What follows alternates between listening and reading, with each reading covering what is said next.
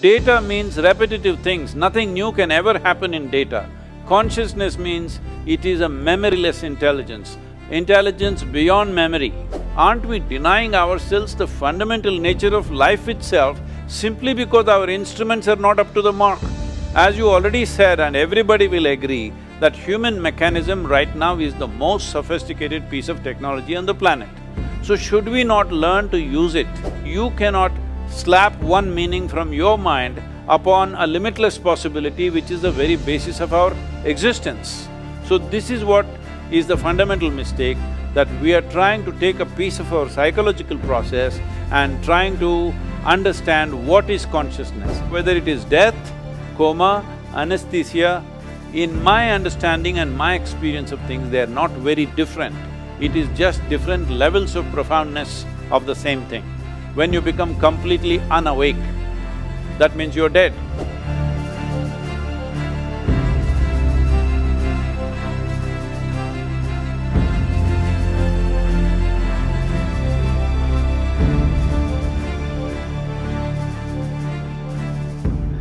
Good morning, vanakkam, namaskaram, namaste. My name is Bala Subramaniam, and here we are for a very exciting session with very interesting and also exciting personalities. So it'll be a great session, I think, and something close to my heart as well. And I want to introduce briefly about myself. I'm a neuroanesthesiologist. I work at Beth Israel Deaconess Medical Center, a Harvard teaching hospital, and I had my initial training in Puducherry, India. I did my MBBS in JIPMA, followed by anesthesiology at the All India Institute of Medical Sciences, New Delhi. Then I spent a year in UK doing critical care medicine. Then I came to Beth Israel Deaconess Medical Center. I trained at the School of Public Health. Currently, I'm also an associate professor of medicine and endo chair at the Harvard Medical School. It is my privilege to introduce Stephen Laureys, a Belgian neurologist. He is recognized worldwide as a leading clinician and researcher in the field of neurology of consciousness. Stephen was born in Leuven, Belgium, and is married to a psychologist. They have 5 beautiful children. While specializing in neurology, he did research in parallel in pharmaceutical pain, working on pain and stroke. He moved on to functional neuroimaging for more than 2 decades now. Stephen has a full MD PhD and is a full professor. He's a founding director of Jiga Consciousness and Coma Science Group at the University of Liège. He holds several international collaborative leadership positions, editorial and reviewing activities, multiple TV shows with CNN, ABC, BBC, radio shows, acted in a movie, TED speaker, and keynote and research lectures, including the ones, notably the Nobel Forum in Stockholm. His books include The Neurology of Consciousness, and notably is The Meditation is Good for Your Brain. And I think he has recently come out with something called No Nonsense Meditation book. It's a bestseller in Netherlands and Belgium. I find him as a very impressive personality who is in his quest for consciousness scientifically, and he also is a meditator. So it is my pleasure to introduce him. Stephen? Thank you so much, Bala, for this wonderful introduction. Too flattering. All right, Stephen, you want to say why you wanted the title to be Mind and Brain? Because that's what drives me. I think as a teenager, like many, I think asking these questions about what am I doing here in this universe, these big questions. And I'm so happy that I made my job out of that terribly difficult question about what is consciousness. And then to translate that knowledge into our clinical activities as a neurologist, and in particular trying to care better for the damaged brains. But actually, the more I learn about the brain and the mind, I think the more I'm just fascinating, and I look at it with marvel. And it's incredible how much actually we ignore about the mind and the brain. Right. So, Guru, are these one and the same? Mind and brain? Well, in the yogic sciences, we do not accord the kind of significance that modern physiology accords to the brain. We see brain just as body. It is just body, it is one more aspect of the body. But mind, or what we are referring to as mind, the English word mind is not specific, it's kind of too general. Normally, we identify four parts to what we now talking about as mind. The moment you use the English language, you kind of speaking, when it comes to anything internal, we are talking in more generalities, not specific. So if you want specifics, well, we identify something called as buddhi, which is the intellect, which I feel largely in modern societies, they are considering intellect as mind. Essentially, I'm not saying this with any prejudice because I'm talking in terms of where these things have evolved. The European culture has recognized intellect as mind.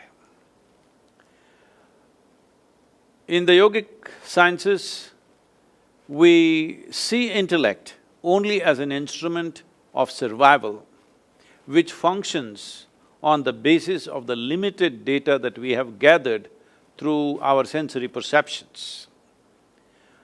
Intellect is quite a useless thing if you do not have data. If there is no data, intellect cannot function. So intellect is very much like why today your phone has an intellect of its own. Yes, it has data and it can use it. If it doesn't yet have, I don't know what… you're shaking your head, Stephen, I think you're using a bad phone.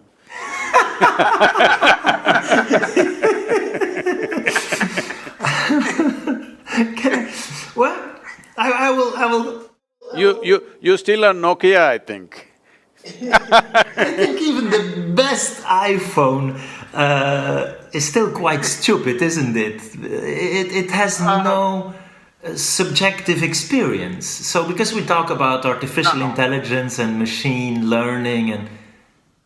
Yes, but I'm talking about intellect. Intellect means it has data, using the data, it will do permutations and combinations, which the phone is beginning to do, maybe not to the same level as a human intellect, but it is beginning to do that activity.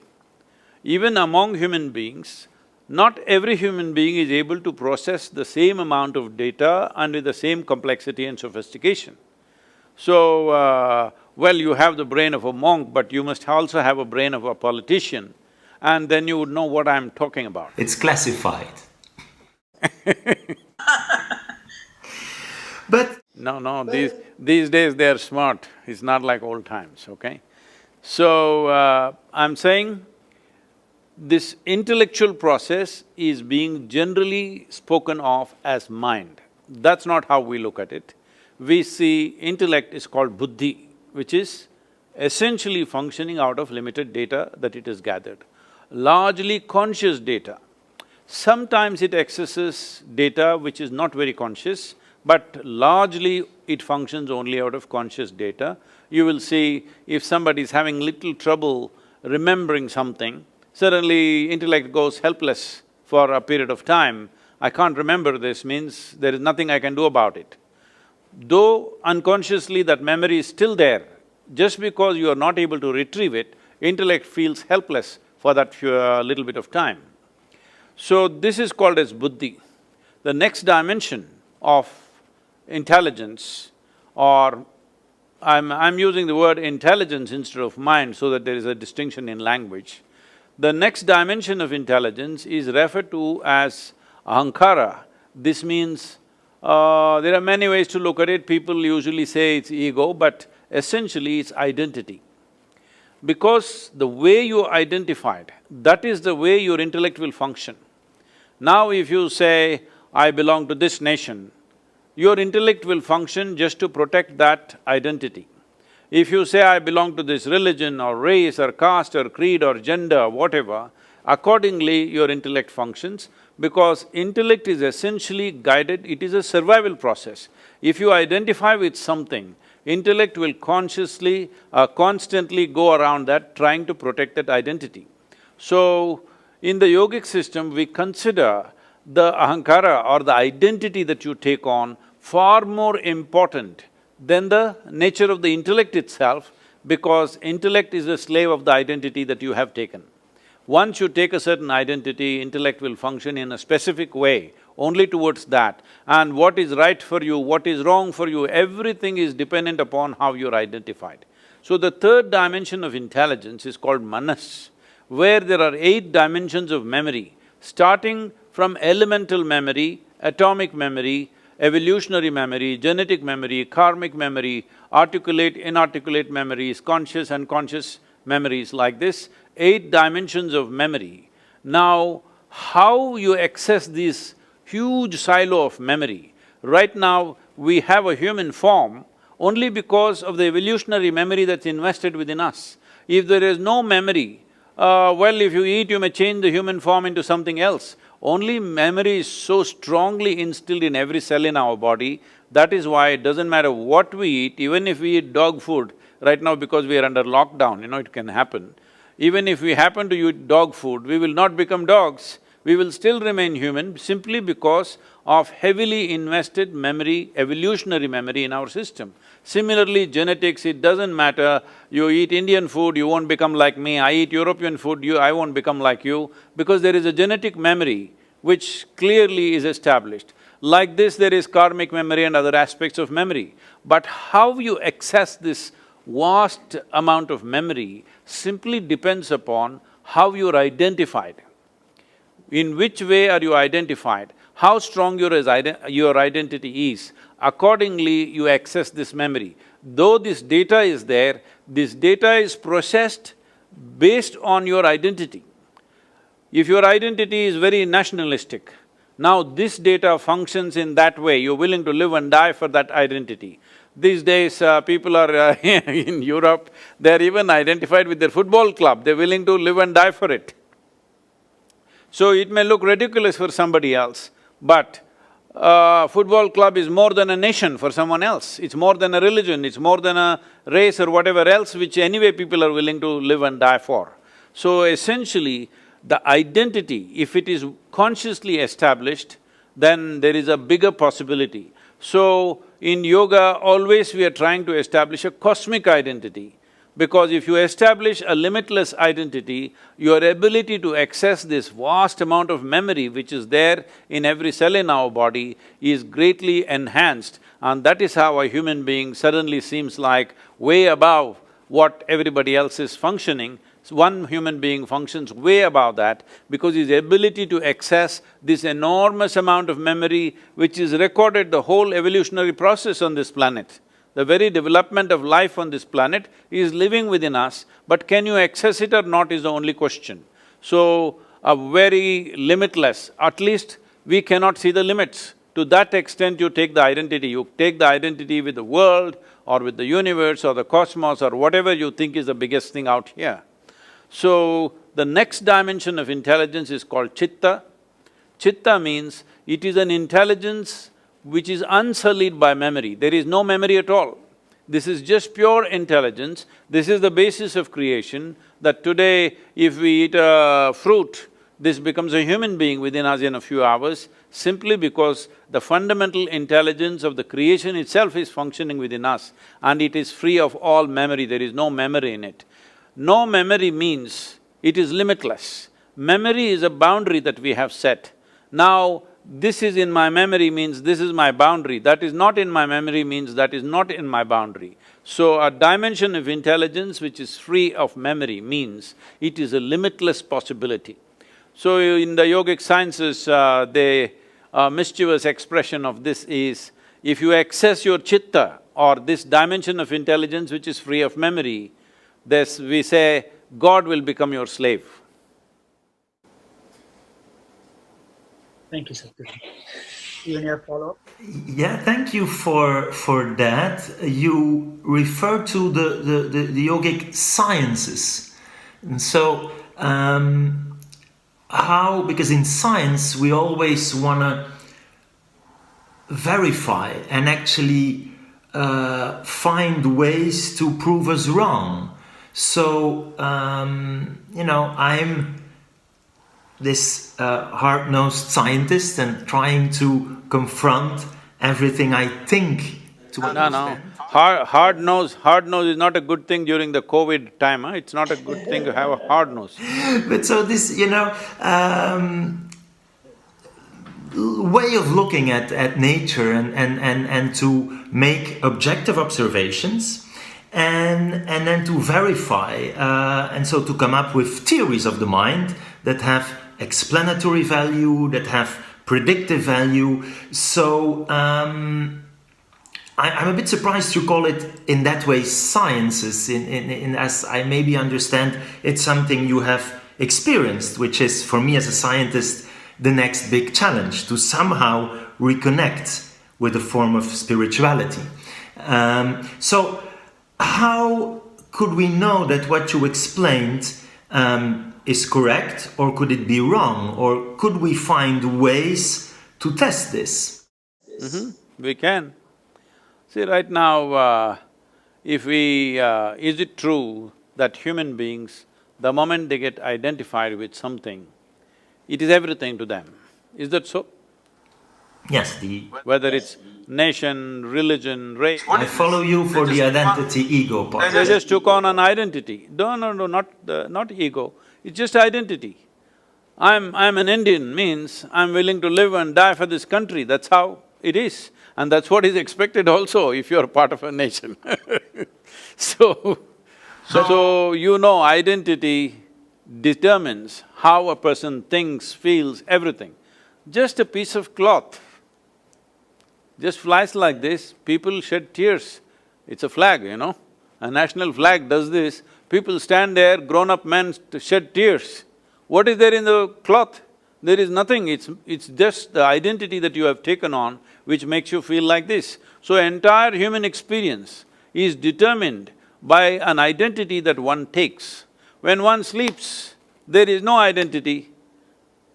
When dreams, there is identity, but in sleep there is no identity, in death there is no identity. Well, you can always talk about your anesthesia and there is no identity. I'm not the person to talk about that. But I'm saying in conscious experience of life, one's identity is determining everything. Well, does it show up in your blood, does it show up in your chemical analysis? I don't know, that's for you guys to say. But it is a fact that people's way of thinking, feeling, working and how they live is determined by their identity. So is it scientific enough, I'm asking? When the whole world is demonstrating it. So the next thing is memory, the manas. Now, we were talking about many things. Stephen, do you remember how your great-great-great, 10 generations ago, how your great-grandfather looked like? Do you remember? And somehow, yes, I know, I have the nose on my face. Yeah, you've been listening, you're not remembering. Absolutely, and so we kind of understand that a little bit in terms of the genetics, and as you say, it all comes down somehow to the language we use, and then it can become very confusing.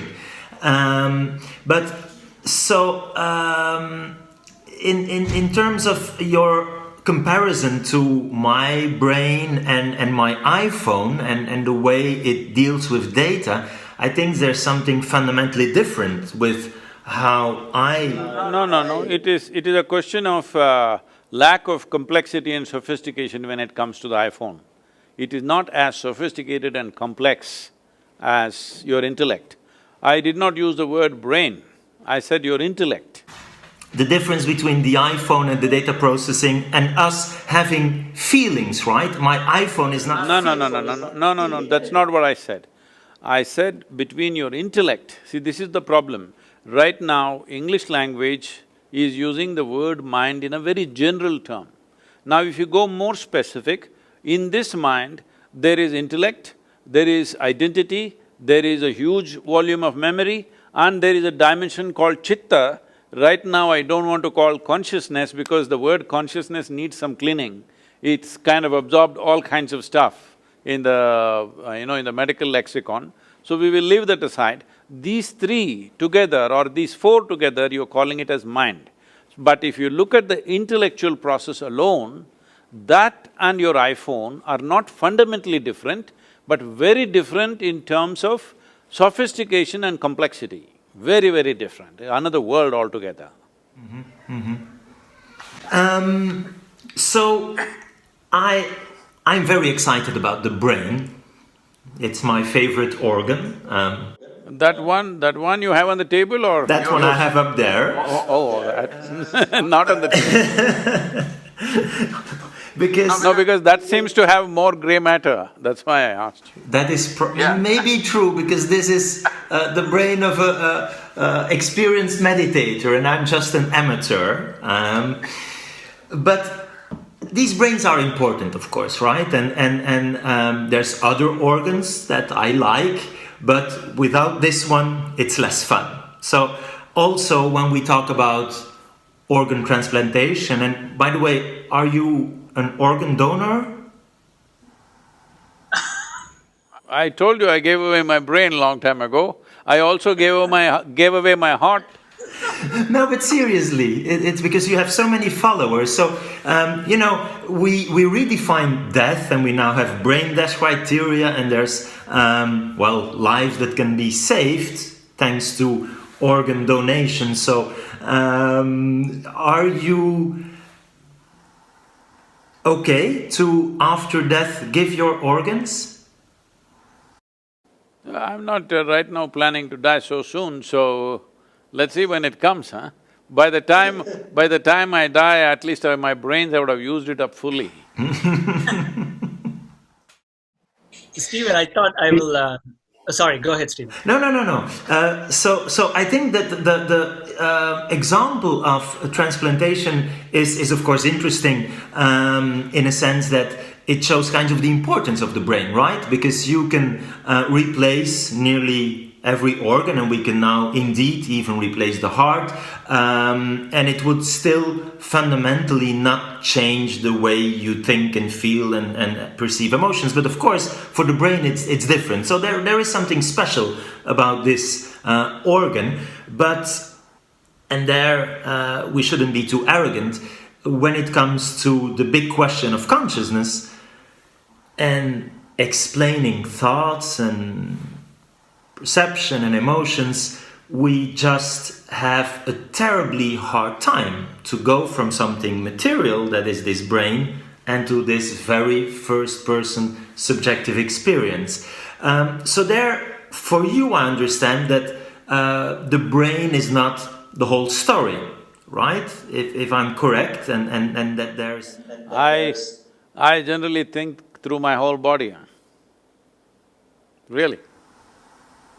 And that is true. That is why I can do 2 dozen things at the same time and don't feel any stress, because I use every cell in my body.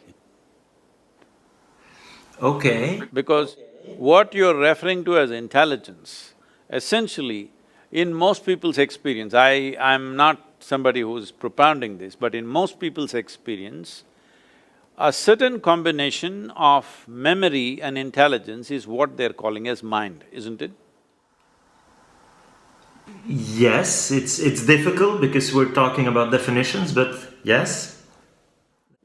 So, tell me, in every cell in your body, there's much more memory than it's there in your brain.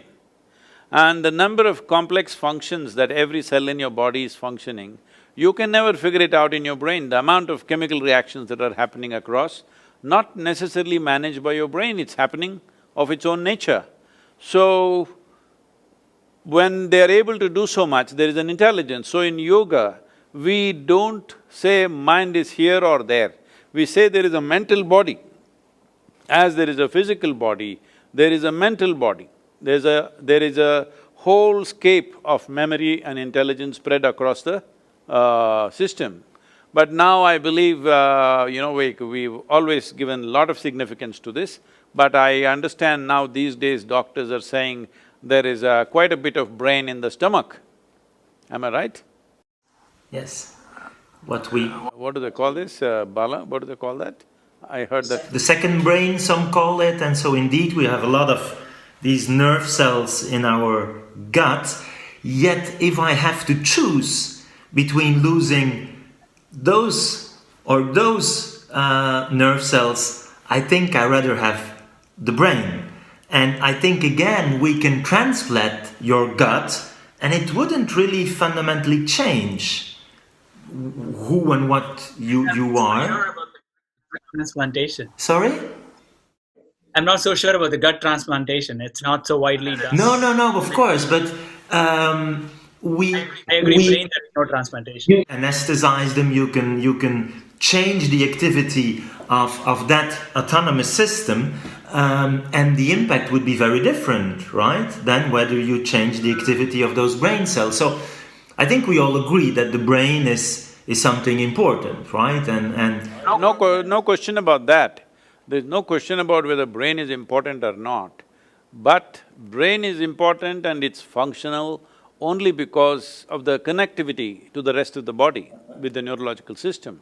Suppose you cut something in your spine, then the brain cannot function by itself and it's meaningless what it does, only because it's connected. So how yoga sees brain is not as an organ per se, it is part of the neurological system. It's like one big knot where more is happening in one place than the rest of the places. But it doesn't mean it is not happening in the rest of the place. So that's why I said, I think through my body. This is why even if you're doing 24 things at the same time, you don't have any level of stress, because it is like, if you're just thinking just here, what it means is, you bought a car with 4 wheels, but you drive it on 1 wheel all the time. Obviously, one will wear out very quickly and there's too much stress. Every time people have to do something, simple things, if they have to decide what clothes to wear, where to go, what to do, they get so stressed on a daily basis because they're using just one dimension of their intelligence, not exercising other dimensions of their intelligence. and that you can train through yoga is… Oh, definitely, yes. And I'm, as I said, struggling to understand consciousness, and again, we shouldn't be too arrogant. It's to me one of the big mysteries for science to solve, right? With this objective scientific method. Some would even say it's impossible, and we will never be able, with our limited mind, to understand the mind. But I'm naively optimistic. But it is true that, as you said repeatedly, maybe we should be more emphasizing the experience, right? And that is why I'm listening to these athletes of the mind and these traditions, being your tradition or Buddhism, or and I think we have, first of all, considered consciousness as a taboo. It was just impossible when I started in the 90s even to find money to study consciousness, and that is finally changing, but still. And next, maybe now we're too excited because we have these machines, functional MRI, and we can, 3D print brains and look at how parts of the brain light up and so on and so forth. But maybe we ignore a little bit too much the phenomenology. So when I have these Buddhist monks in my machine and they talk about these different levels of consciousness, and you just mentioned something like pure consciousness or intelligence, for me it's very, very difficult because I never had that experience, right? And so I think I should… No, what you're saying is… No, what you're saying is, it is difficult for me because it's not there in my memory. That's exactly what I said. If something is not in your memory, your intellect is helpless about that aspect of life. So how will it come into your memory unless it has come into your experience? What is red, blue, yellow has come into your experience. That is why it's in your memory, otherwise it wouldn't be there in your memory. If you see a certain kind of food, certain kind of drink, certain kind of situation, you know what it is only because it's there in your memory, otherwise you wouldn't know. So right now, something that is not yet in your memory, you are trying to sort it out in your intellect. That's never going to happen. It is not that you will never be able to figure this, that's not the point. You will never be able to figure it with the kind of instruments that you're using right now. First instrument that you're using is intellect, and all other instruments, whatever scientific stuff in your lab, this is all products of intellect. They all function only from data. So data means repetitive things, nothing new can ever happen in data. Consciousness means it is a memoryless intelligence, intelligence beyond memory. Unfortunately, because of the type of modern education that we have, we are making people misunderstand that memory is intelligence. You know, if you read a textbook and keep it in your gut and you go to the examination hall and puke it on the paper, you will be first rank, all right? Simply because you have memory. So memory is being misunderstood as intelligence. But intelligence doesn't need memory, intelligence functions of its own accord. Intelligence can generate memory, intelligence can store memory, but it is not the basis of memory which is intelligence. Intelligence is the basis of memory. Memory is not the basis of intelligence. So would you agree that we could try to get the best of both worlds? Where are the two worlds? I am living in only in one, which is the other one? So this… Where are you from? Where are you? Are you talking to me from Mars or something? I'm talking about my lab and the machines and the rational approach, but linking it to the phenomenology, to, as you say, the memory, the experience, and indeed that we maybe have been ignoring it too much, right?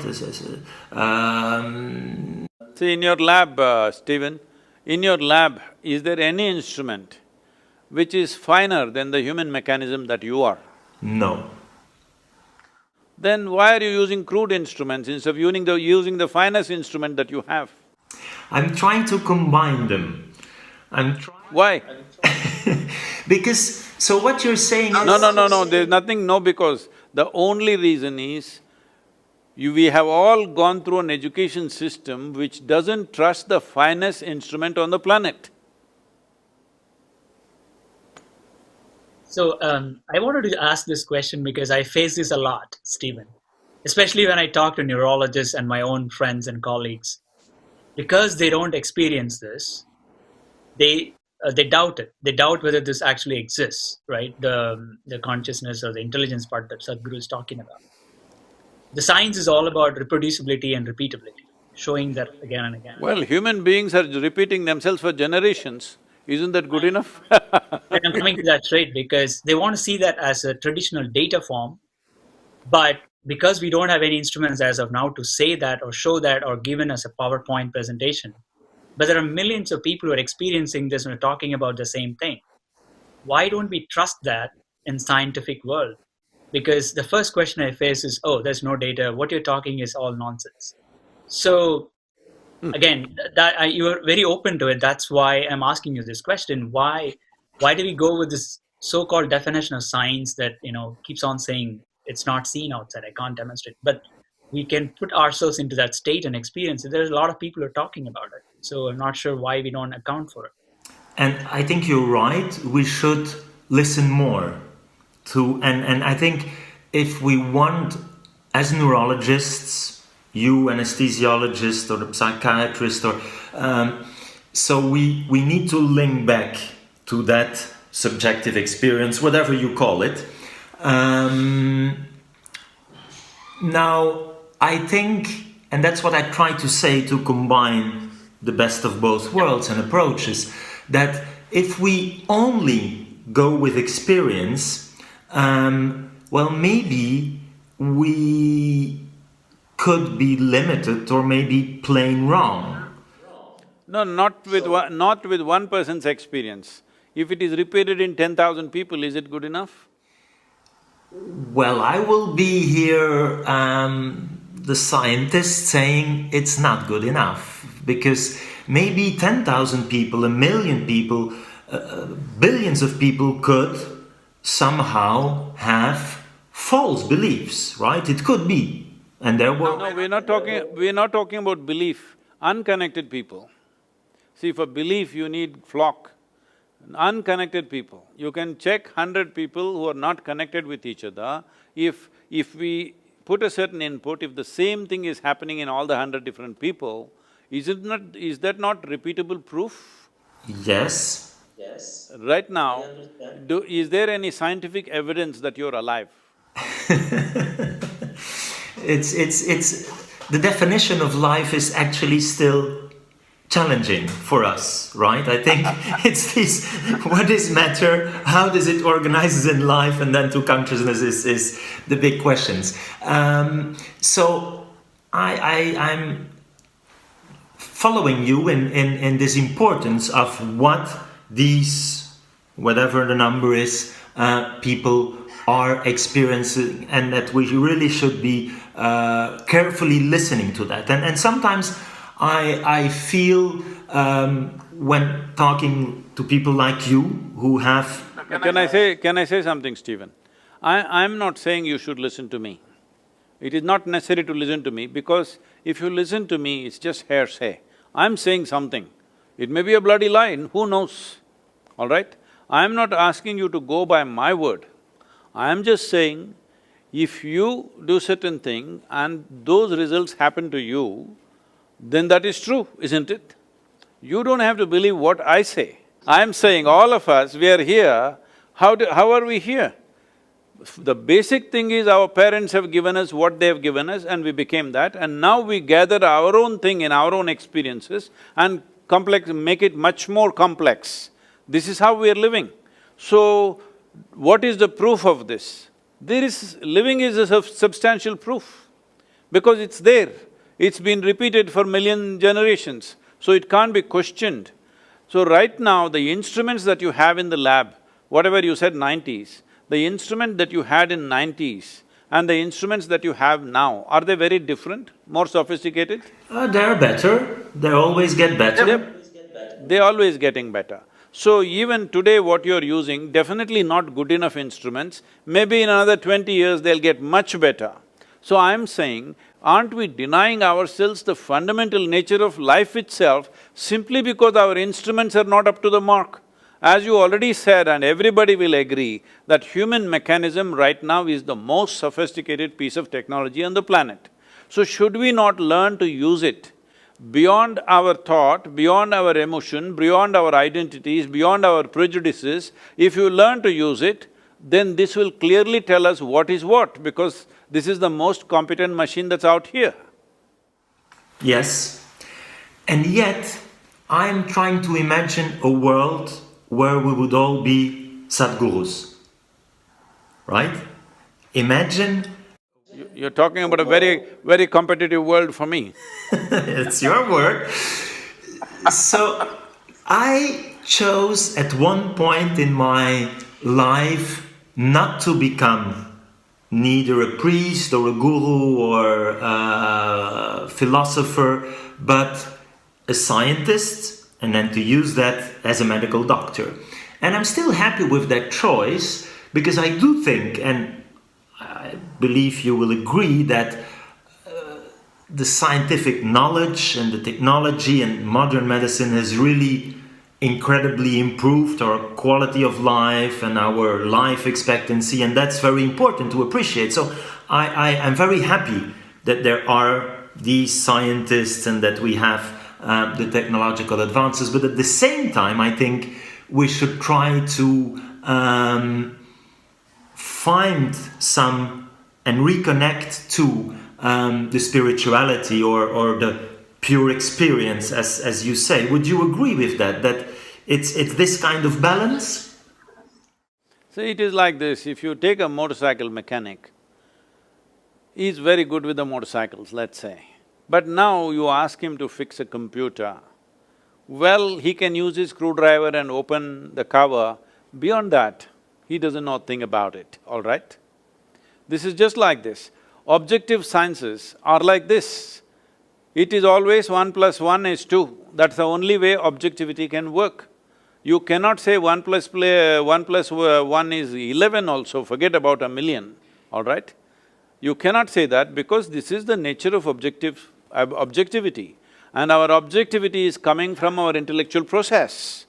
Intellectual process, as again I said already, it's coming from memory. So memory cannot be fudged. If you fudge the memory, it's a mess. I remember this is 1 and this is 1.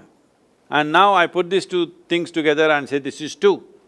Now this has a memory basis. If I fudge this, then my intellect becomes useless, all right? So intellect is handling one aspect of our life, which essentially we call it as self-preservation. For our self-preservation, our intellect is vital. Without it, we cannot function. Right now, all the things that you said, it has improved our life expectancy, it enhanced our life in so many ways. No, it has not enhanced the quality of our life at all. It has only enhanced the comfort and convenience levels in the world and definitely life expectancy. All this is definitely self-preservation, isn't it? It's survival process. So when it comes to self-preservation, our intellect is vital. Without this one functioning, you cannot survive in this world. All the 5 senses are functioning, they are feeding the data into your intellect and from there you're using it. How efficiently you use it will determine how efficiently you survive. So your life expectancy enhanced means your efficiency of survival has increased, that's all it is. So you are more healthy than what people were in the past, I don't think so, but suppose we are, it simply means your survival process is little more efficient. So, leaving the survival process, now you're talking about consciousness. Consciousness means… see, the English word consciousness is very loosely used. If you say somebody is in anesthesia, if they come back, you say, oh, he's come back to his consciousness. No, he's conscious because there are no alternate words, we use the same words. Language is a different aspect. Language is also a product of our intellect. So it can only talk in opposites.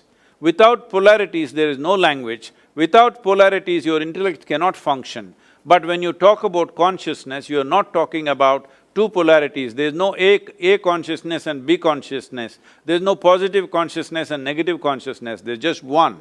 So, what doesn't have a polarity cannot be dissected with your intellect.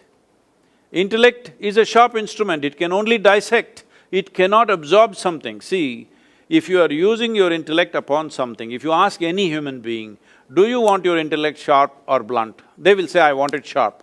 Why? Because it's a cutting instrument. If your cutting instrument, if your knife is not sharp, what is the use of such a knife? So now you want to stitch your clothes, but you try to stitch that also with your knife, then all you have is tatters. That is showing almost everybody is wearing tatters around the world today. You see, everybody's pants are torn. I don't know, you are… I'm not seeing the whole of you. That's very good. If you are blue denim, say it'll be torn. So, you're using your intellect to handle a subjective dimension of life. That's never going to happen, simply because you're using a telescope to look at the virus, it's not going to work. Okay.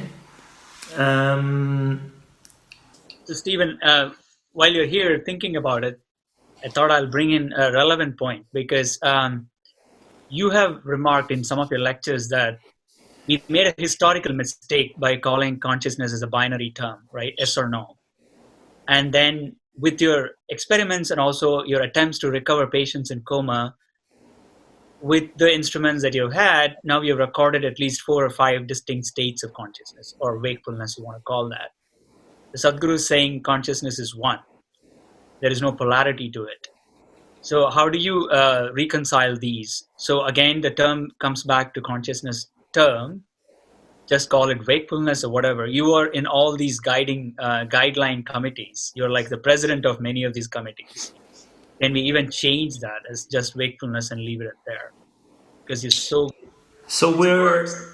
Thank you for that question, Bala. We are definitely struggling, and I think we have no definition of consciousness that we all agree upon. What we try to work on are somehow practical measures that, well, you and I as clinicians, when we say the patient is unconscious, what do we mean? What is the language we speak? And we will there reduce this complexity to, first of all, wakefulness, the first dimension, and that's what you see and what we all experience when we fall asleep. When you make them fall asleep during anesthesia, they somehow seem to lose awareness of their environment and then their self.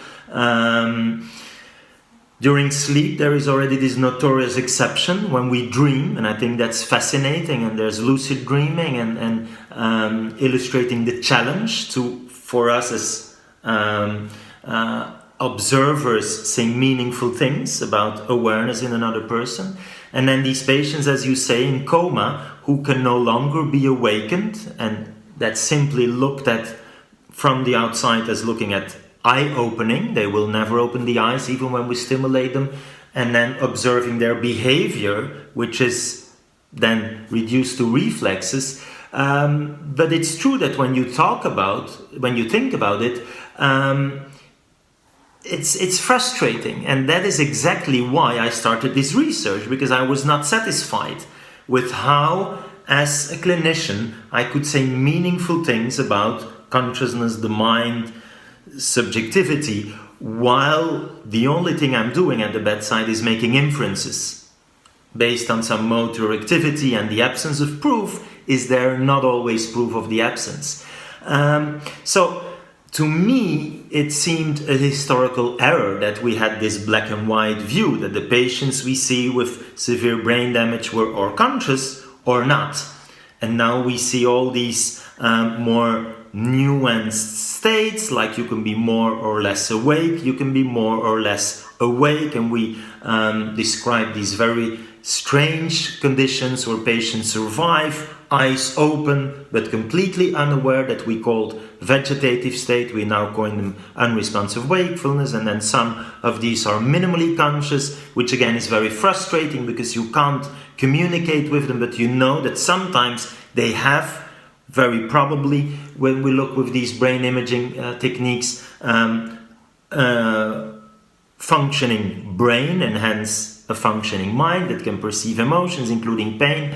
And so I'm trying to be a little bit more precise about what we consider as awareness of the environment, of the self, and how we can link it to brain networks, which is what we try to do with this global neuronal workspace in the front and the back, and trying to capture it by all possible means to help clinicians reduce the uncertainty and have prognostic value.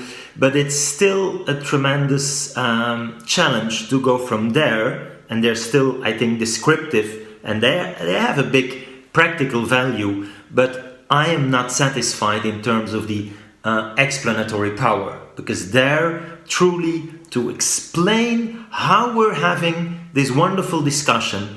And I'm thinking that I know for sure some things in my mind now, but how this happens to me is still a big challenge. And as you know, we also listened to patients who had a coma, and we thought they were fully unconscious, but afterwards they tell us they had these wonderful experiences called near-death experiences. Very, very intense, very, very positive, often, but not always, seeing themselves from the outside, this notion of light. And for some, this is proof of life after death. I think it's a challenge because death is still a big, big barrier for science to study. But all of that somehow makes me more humble and look at everything with a little bit more of the amazement from, well, despite all my theoretical knowledge, I'm not able to explain this. And will we ever? Well, there to me, it seems very interesting that the scientific community links to this community of what I would call the athletes of the mind, right? And that's also why I myself try to do meditation, so that I maybe can experience this a little bit better. And maybe we can compare it Bala and Sadhguru to my initial area of research was sleep and dreaming, and I dream a lot. And then to me it's easier to connect. But my supervisor at the time very rarely remembered his dreams, and so his approach was very different. And so imagine that I would have no dream, never. How could I, even with the best possible theoretical knowledge, understand dreams? It's, I think, important that we have the experience and the memory, as Sadhguru said, to really get to an understanding. Or imagine I would be a scientist looking at color vision, that me myself would only see in black and white.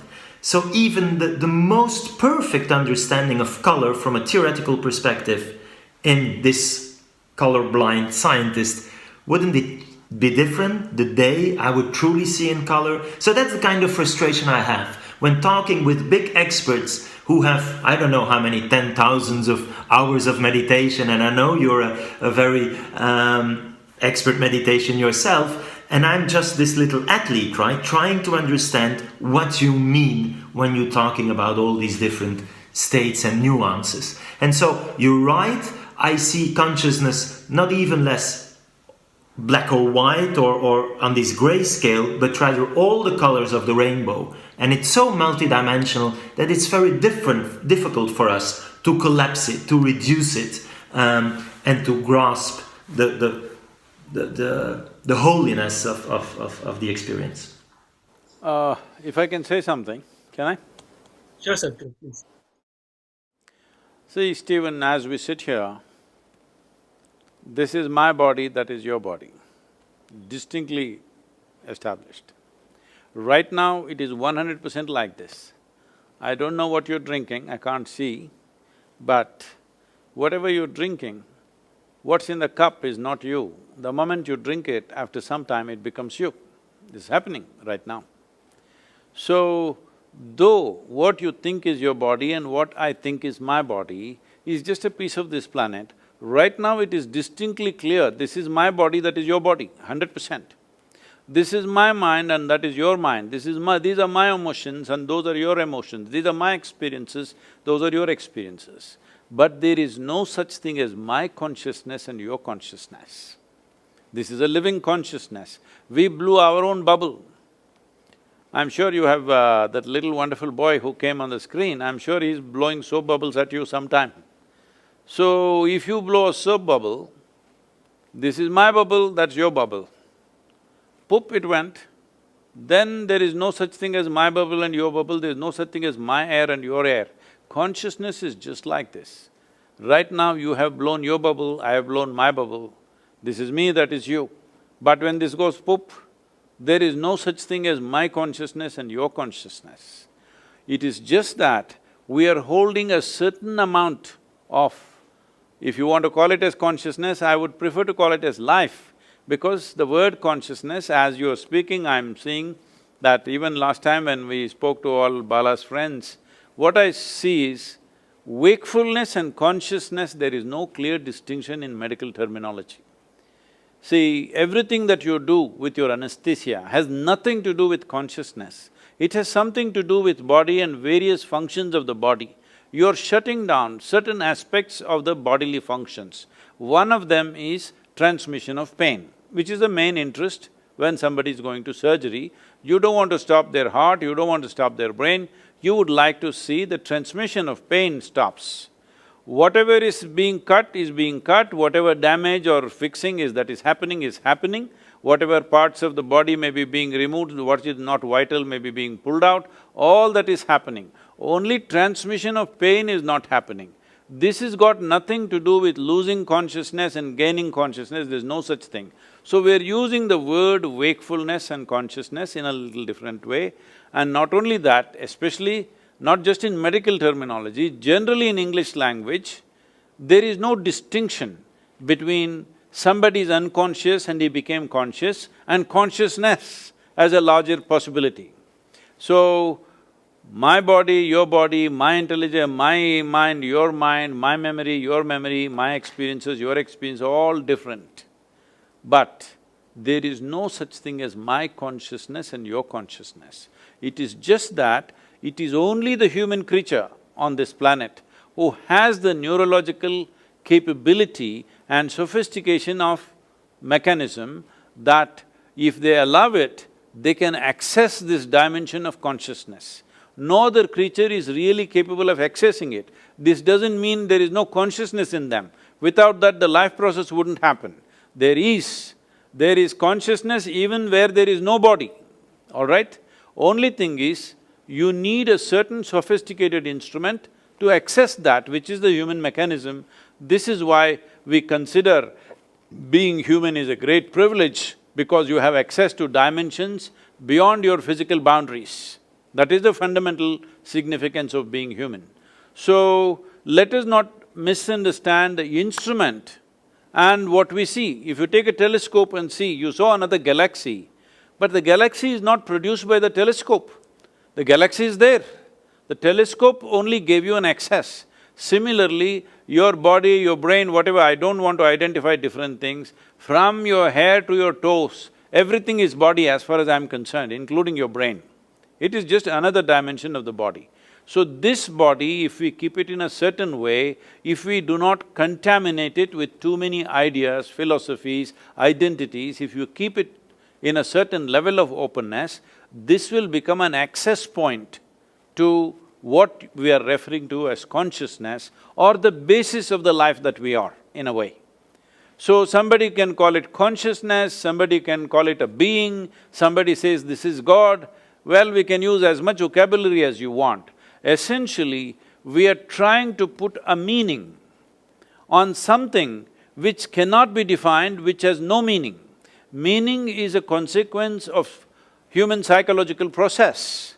Psychological process is a consequence of accumulated memory. So you cannot slap one meaning from your mind upon a limitless possibility which is the very basis of our existence.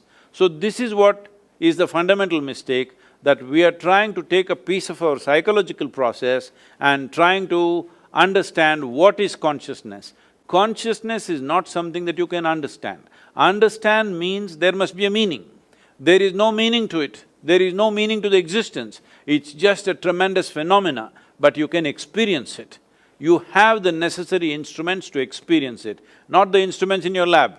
You as a person, you have the necessary instrument to experience this. Will you allow it or not, is the only question. As I said in the beginning, it all depends on how you're identified. If your identifications are limited, you have lost the ability to experience it.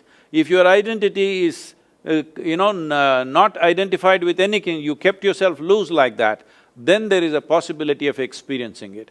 A whole lot of people under drug-induced conditions, they are claiming they experience many things. I'm not questioning that at all, it's very much possible, because one thing that I have seen happening to people under the influence of alcohol or drug is, they've lost their sense of identity. What they think they are usually is not there in them, they've become little boundaryless. Because of that, they might have accessed a certain dimension, but will that make them competent to access it whenever they want? No, 100% not. In fact, they may lose their faculties because they forced it upon, chemically forced something to happen, so that may damage the instrument for good and you may not be able to experience anything beyond a certain point. Can I ask you two questions? Yes, sir. So you mentioned this instrument that permits us to access this, whatever we call it, consciousness, intelligence, but you say it's for humans. So what do you think about animals and how they perceive the world? And then the second question is this terribly challenging one. If you say that somehow, and you make the comparison with the bubble and that there is no such thing as your consciousness, my consciousness, it could be an illusion. So how do we somehow deal with, well, what was there before you were born and what will there be when you're dead? So these two are still burning questions about animals and the before and after this living. See, when it comes to animals, An animal is programmed in such a way that largely its life is fixed around its survival process. Let's say, for any creature for that matter, their stomach is full, their life is settled, they just sit there happily. But that's not the nature of the human being. Stomach is empty, only one problem, stomach is full, 100 problems. This is the nature of the human being. Because survival is not the end game for us. Only when survival is taken care of, what is human kicks in. Till then, we are also just one more creature. When we are absolutely hungry and survival is in question, we are like any other creature. Human beings fight like any other creatures when survival is in question. Only when those things are taken care of, other dimensions of being human become a possibility. So survival is not the end game for us, it is the beginning for us. It is the A of life. But for all other creatures, survival is the end game for us. But even among them, certain creatures are far more capable of accessing or at least being sensitive. I wouldn't say accessing, they're little more sensitive to consciousness. Wherever there is consciousness, certain creatures behave in a certain way. In India, in the yogic culture, in the Indian mysticism, everywhere you see there will be a cobra, always.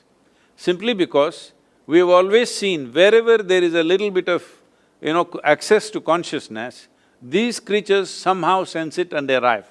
What makes them sense it? One thing I'm guessing, this is not a certain science for me, I'm just guessing because they're stone deaf. I think they're super alert and in some other sense, they're very, very alert. This is a fact, this has been checked by a few people.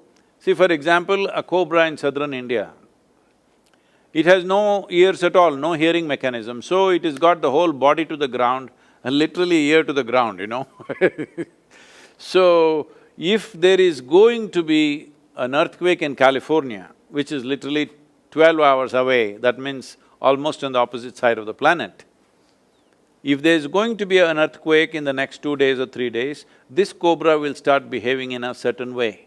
If you observe it carefully, if you have mastered that observation sufficiently, you can clearly tell that there is going to be an earthquake in approximately this kind of latitude. There are people who can do that. By simply observing the serpent, how it behaves, they say, there is going to be this kind of movement in some part of the planet. So, because any littlest, even the minutest vibrations in the planet, it is able to sense.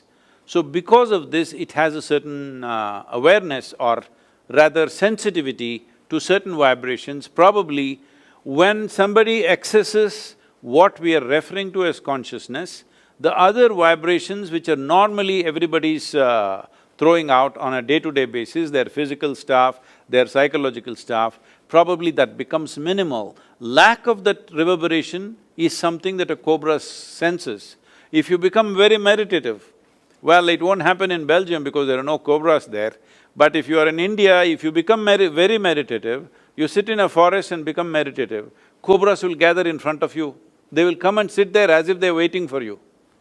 This is my personal experience any number of times, and this will be vouched for by any number of yogis in the tradition always, because they're able to sense that lack of vibration in the person. When the vibrations become very minimal or very fine, somehow they're drawn to that.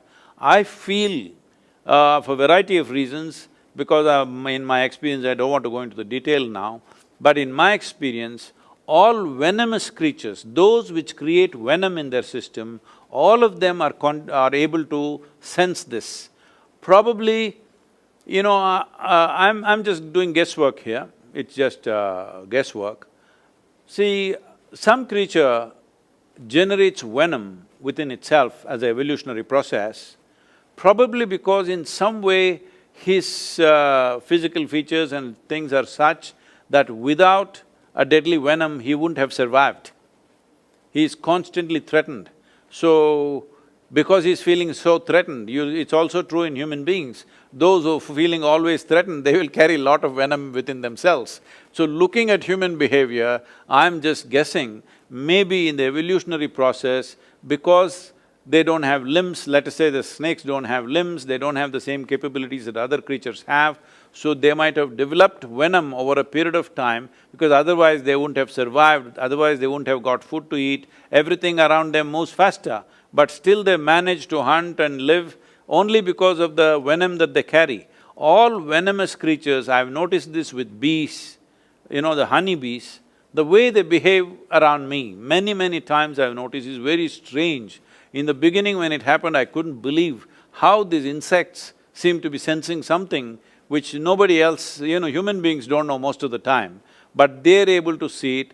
I've generally noticed this with all venomous creatures because to generate that venom, there is some special process going on within them. From what I hear from other scientists and people who are working in the field, they are saying venom is one of the most complex proteins that are produced on the planet, and today for various neurological ailments, the experiments are going on how venom could be a solution in the future because, in my personal experience, consuming venom has done miracles to me in terms of rejuvenating my body and doing things with myself in so many different ways.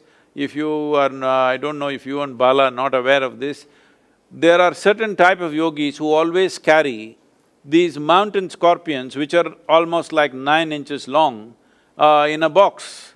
Once in a way, they will decide when, they will take a sting from the scorpion, your whole neurological system will jangle, it'll go for 24 hours to 48 hours. It won't let you sleep, it will just keep you up, and between pain and pleasure, there is very little distinction. Once the neurological system gets tangled, like jangled in a certain way, you can make it into pain, you can make it into pleasure consciously. So they will cry, they will laugh, they will cry, they will laugh, they will go through this for whole 24 to 48 hours because they are using the venom to just shake up the whole neurological system. So having said that, somewhere certain creatures have little more access to these things. They may not have access to consciousness, but where there is access to consciousness, they're able to sense that. In my understanding, or I would rather say my presumption, is that they're able to mark out those creatures or those bodies who are least amount of reverberations in them. Where there is least amount of reverberation is like a little bit of a vacuum for them, so they are drawn towards that, and at the same time they will not harm that, that kind of reverberation because they feel very passive. Like, I don't know, right now in the video as I was watching it, there is a video where I'm holding a king cobra, not by the head, but in the body. It is not a pet cobra or something. We've just caught it 2-3 days before that is being filmed there. And king cobra, if it bites you, you have 6 to 8 minutes to live, that's it. It has enough venom to kill an elephant, but it will not bite. It all depends, if you show a little anxiety, it'll bite you. If you are just absolutely calm, it will not touch you because it's going by the reverb that you generate. So, having said that, this consciousness as a dimension, let's call it a dimension, let's not call it as an experience of wakefulness and sleep, different levels of wakefulness. Well, even when you're awake, not everybody is awake to the same extent, isn't it? Suppose you're teaching in a university, right? Do you find all the students awake at to the same level? When I teach, yes, hyper-vigilant. He actually uses that analogy in his lectures. What? He goes to a lecture and he uses that analogy where he picks his participants in a lecture and he analyzes and tells them, you're not this much awake and you're this much awake and alert to attend his own So, no two human beings are awake to the same extent. So this whole dimension, if we change the terminology a little bit, probably it will fall into a little better place of understanding, maybe not entirely, but little better. That is, right now when we talk about anesthesia or even coma for that matter, they may be very similar, I don't know medically how you differentiate between the two. Essentially, bodily functions have dropped step by step. In one person, a certain number of functions might have dropped, in another person it might have dropped further, And I would take it further, even what you call as death is just further drop in the bodily functions. So whether it is death, coma, anesthesia, in my understanding and my experience of things, they are not very different. It is just different levels of profoundness of the same thing. When you become completely unawake, that means you're dead. You're little bit awake means you're in coma. You're little more awake means you're under the influence of anesthesia. Little more awake means you just had a drink. In your experience, but you have not yet died. Let's not go into that now. We'll go into it some other day because are you in Brussels? Yes, close to Brussels. Okay, so unless you serve me French fries, I'm not going to talk all those things to you right now. I will offer you French fries and Belgian chocolate. Well, about when you said before being born and after the death process has happened, see, death is a social thing. It is not existentially right to say death, because a certain life, like we were talking about bubbles as an analogy, let's continue that bubble. So right now you've blown that big bubble. This bubble has a material, the soap. Depending upon the soap quality, the tenacity of the bubble and how long it lasts is determined by the type of soap and the quality of soap and whatever. So this soap or this structure for this is what we are traditionally referring to as karma. What karma means is accumulated memory which is giving us a shape and a form. So as long as this karmic memory is there, it will contain this life inside. So right now, let's say you were born as this big bubble, but this time around you really made some efforts and made this into this big bubble, possible.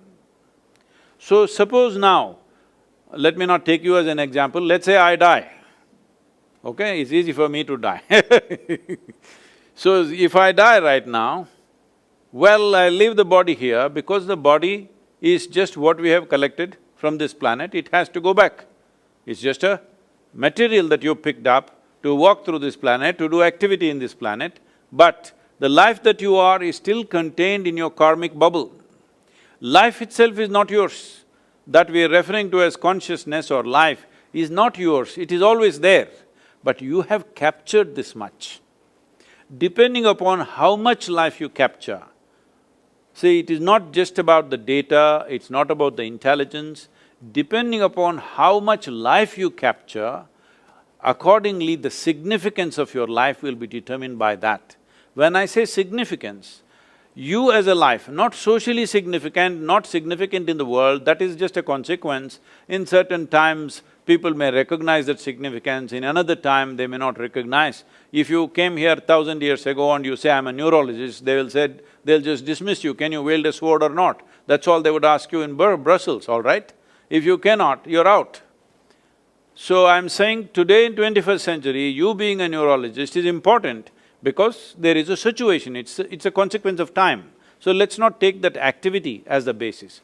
But the profoundness of your experience is determined by how much life you have captured, how significant you feel when you sit here, not in the context of society, not with reference to somebody else, not comparing myself to somebody and saying I'm bigger than somebody, but when you simply sit here, this is why closing eyes is so important. When you close your eyes, you've shut off the world. When you sit here, what is the significance of your existence? This is determined by how much life you capture. So the entire yogic system or one important dimension of yogic system is to see how I capture more life into this one, so that if I sit here, this is a very significant life. Whether others will understand this significance, whether the significance will find expression in the world or not, these are subject to variety of outside realities. But in your experience, you are phenomenally significant because you captured such an immense possibility of life. So once this happens, now it is held together by this karmic bubble, or let us say it's a kind of a software. Most of the software may be gathered unconsciously, but it is a certain kind of software which holds this together. Even if we die, the body gets left here, discerning mind goes with the body, rest of the information, and this is already there. But now because there is no discerning mind, this bubble cannot go where it wants to go. Now, it will just go by its tendencies. It's very beautifully described. In the yogic culture, we call these tendencies as vasanas. The word vasana literally means smell. So it depends what kind of smell it has. Accordingly, it gets drawn to certain things, accordingly it will draw certain things towards itself, depending upon how vibrant this karma is, accordingly it stays in a limbo for that kind of period. If it is already become very feeble, it will try to find another form, physical form. If it is not become feeble, it exists by itself for a certain period of time. When I say period of time, when we are in the body, see right now, for you to know how long we've been sitting here, you don't have to look at your watch. You just ask your lower back, it will tell you how long you've been sitting here. Or you ask your urinary bladder, it'll tell you how long you've been sitting here. So body is keeping time. Time is a concern for us only because we have a physical body. If we did not have a physical body, we can sit here for 10,000 years, there's no problem. So once you don't have a physical body, the time-space experience is not the same, but still the experience of being pleasant or unpleasant is still there. There's a whole dimension to this. I think Bala, you must send Stephen the death book.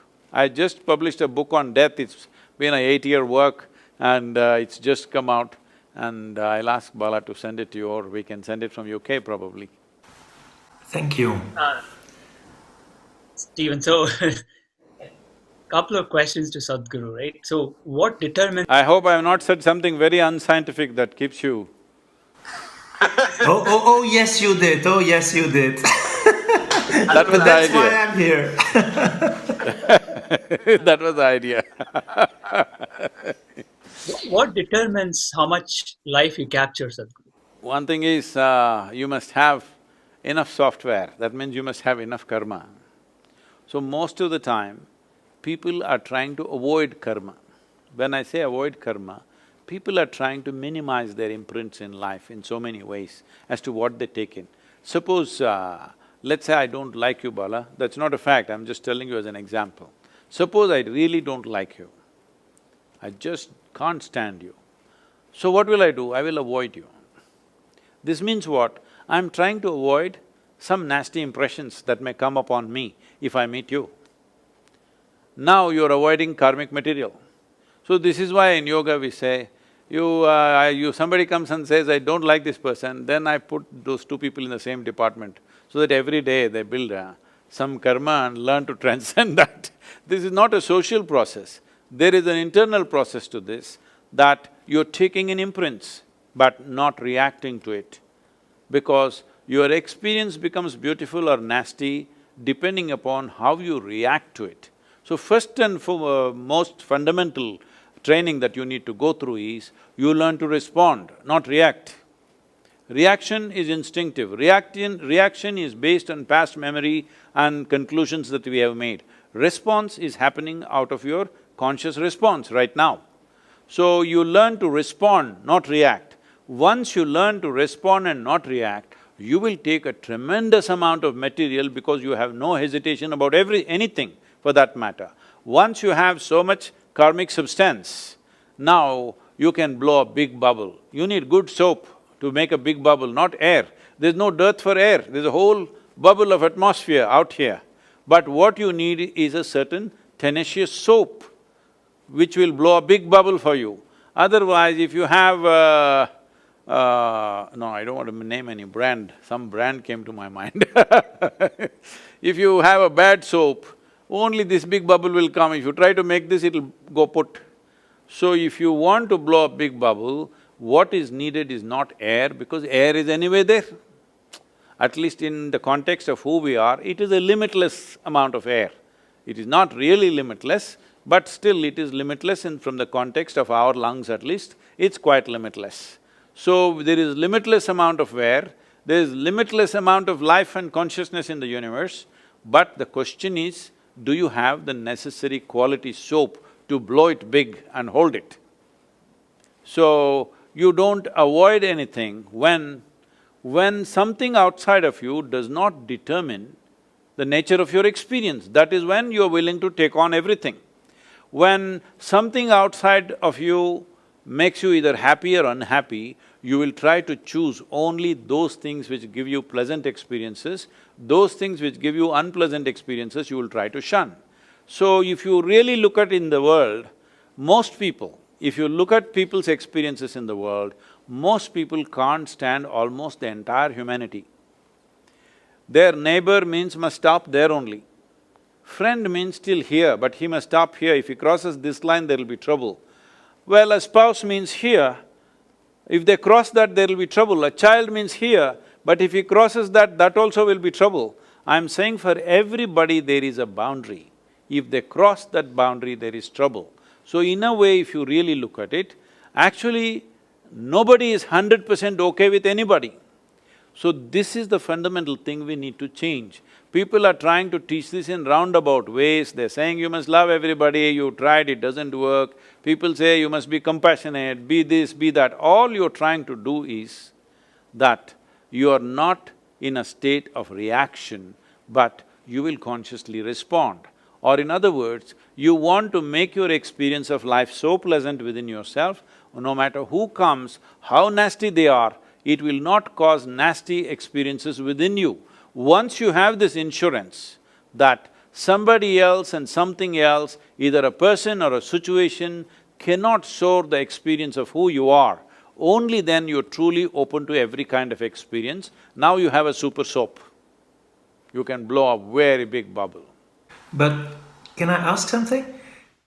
Yes, sir. Is that… so you would advise somehow that meditation can help us blow a bigger bubble? See, once again, this is a very vague term in English language. When you say meditation, if somebody sits here with eyes closed, in English language we say, he's meditating. But with eyes closed, we can do many things. We can do japa, tapa, dharana, dhyana, samadhi, shunya, samyama. Or you may just, as you know, in the universities, they have mastered the art of sleeping in vertical postures. No, not in your class, no. So they may be horizontal in your programs. So it's true that then it becomes… the term meditation becomes kind of meaningless, is what you say, because it stands for… It is not specific, it's generally saying something. So, let us say you're chanting something. People say that's also meditation. No, that's called japa. Japa, if you do it in another form, the same chanting, it's called tapa, because tapa is used to generate heat in the body. What you were talking about Tibetan monks, most of them are doing tapa because they're using it in a certain way to generate heat in the system, because if you generate a certain kind of prana or life energy in a certain form which is called as samat prana, if you generate that, body generates enormous amount of heat. And this heat is not just as temperature, it's called ushna. It activates a certain level of perception, it makes you very healthy, it'll allow you to live with very minimal amount of food and water. All these capabilities will come because your samat prana or samana prana is high. That is what generally they are trying to do, they are trying to do tapa. So that is… you want to call that meditation? No, it is tapa. If you do the same thing with a different tilt to it, it becomes japa. If you do dharana, that means you're focused on something, you're concentrating on something, that's called dharana.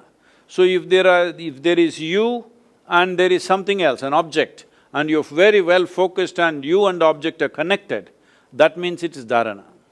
So you are so focused, one of you disappeared, either you disappeared or the object of focus disappeared. It is either just the object or just you, it is merged into one in your experience. Then we call this dhyana. Suppose both disappeared, the observer and that which is observed both disappeared and there's an explosion of energy, this we called as dhyana. Samadhi is called something else and I'm sorry, that is called samadhi. And further samyama, there are various other aspects like this, so I don't want to go into all that stuff. But fundamentally, the word meditation is not saying anything particular. So if we have to put a definition to that, what I would say is, meditation is a certain quality, it is not an act. It is not an act that you perform. It's like fragrance of a flower. The fragrance is a consequence, but because today the world humanity has become so goal-oriented, they want the consequence. They're always aiming towards the consequence. No, you cannot create the consequence. If you do the process properly, consequence happens. Right now, we have eaten well, we are breathing and everything is fine, so life is happening. In a way, our experience of life is a consequence. We are alive because of a consequence of various processes that we are doing right. If you do any of those things wrong, the consequence of experience of life will not be there. So similarly, meditation is a consequence, it is a quality, it cannot be done, but it can be made to happen. If you cultivate your body, if you cultivate your thought process, if you cultivate your emotion and your energies to a certain level of maturity, you become meditative. It is not like in the morning, evening you do meditate, not like that. You become meditative as a quality, you carry it with you. So, if we want to further technically define this, essentially I would say, because I'm assuming meditation means dhyana, it is an assumption, because somewhere you have to fix it, otherwise it is all over the place. If you call it as dhyana, that means if you sit here, in your experience clearly, the body is here, your mind is here, what is you is somewhere else. These three clear, distinct identities. That means there is a distinct separation or space between what is you and what you have gathered in your life. Once this space is there, this is the end of suffering. Because there are only two kinds of suffering in human life, physical suffering and mental suffering. Once there is a distance between you and the body, between you and the mind, this is the end of suffering. Once there is no fear of suffering, that is when you will naturally access what we are referring to as consciousness or chitta, because now you have no fear of suffering. Once there is no fear of suffering, you are willing to climb any peak. It's only the fear of suffering which curtails a human being. Once this possibility of suffering is taken away from you, you would also like to go and see how hell looks, what hell looks like, because anyway you cannot suffer. Actually, Gautama said this. When people were all talking about going to heaven, attaining to this, he said, you say in heaven everything is wonderful, what will I do there? In hell everybody is suffering, let me go there and see what I can do, because anyway I cannot suffer. So once there is no fear of suffering, you walk full stride in your life. Otherwise, no matter how adventurous people think they are only half a step all the time, because the fear of suffering is always lurking in their minds. And Sadhguru, do you think that the patients I see in my consultation who are suffering, they have migraine, headaches, anxiety, depression, that they could benefit from meditation, and as now is very popular in Western countries, this mindfulness techniques? They're already suffering because their minds are too full. They need to come to some sense of abandon, you know. So, each person may be in different level of development, it's not like a general prescription I can make, but becoming meditative, will it help? Absolutely. But can you make them meditative in a clinic? I doubt that, because you can't suddenly make them meditative. Some people may be ready for it and it may happen. But can you make everybody meditative? A doctor can make somebody meditative with just a few instructions? No, because it will need a certain amount of induction. They have all the ingredients for it to happen, but still it doesn't happen because there's no induction. So there needs to be some charge for them to, get into that place. Somebody may be ready for japa, somebody may be ready for tapa, somebody may be ready for dhyana, dharana. This is an evaluation that has to be made for each individual. If suppose I met somebody, they are 20 years of age, I may teach them something. The same person, he practiced for 3-4 years, he was feeling great and then he gave it up for whatever reasons. Now at 40 years of age, he comes. Now I will teach him something totally different because he's not the same person anymore. He may think he is the same person, but he is not the same person anymore because everything has changed. His perception, his experiences, his accumulations, everything have changed. So accordingly, one has to do this. This is always been the traditional significance of having a live guru so that he will mix the right cocktail for you, otherwise there's no punch. Thank you. I will go do my yoga. Don't tell me now